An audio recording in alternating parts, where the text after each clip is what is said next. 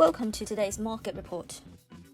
A gauge of global stocks fell and government debt prices rose on Friday after hopes that diplomacy might resolve the Ukraine crisis faded on news. Russian-backed separatists were evacuating residents from breakaway regions in the country's east. Sentiment soared as shelling increased in eastern Ukraine and a rebel leader announced the surprise evacuation, a surprise development in a conflict the West suspects Russia will use to justify an all-out invasion of its neighbor.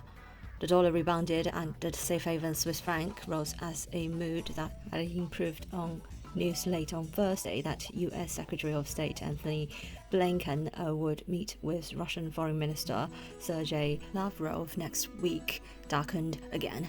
The dollar index rose 0.3%, while the euro against franc fell 0.19%.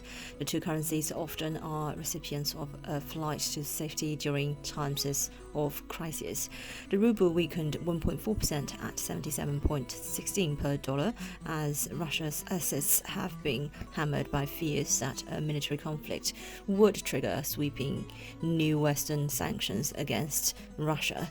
Germany's Foreign Minister Baerbock said all options were on the table regarding sanctions on Russia if it attacks Ukraine, including the Nord Stream 2 pipeline intended to bring Russia gas to Germany.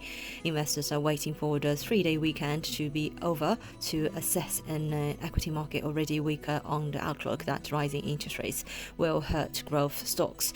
The Stoxx 600 index retreated from initial gains to close down 0.81%, with travel and banking shares leading the decline. MSCI's gauge of stocks across the globe shed 0.85%, down almost 7% this year. GBP/USD tried but eventually failed to break out of the top of its 135 to 136.50-ish range that has prevailed for most of February so far.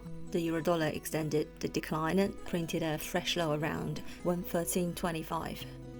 This is today's market news. Thanks for listening. We'll see you next time.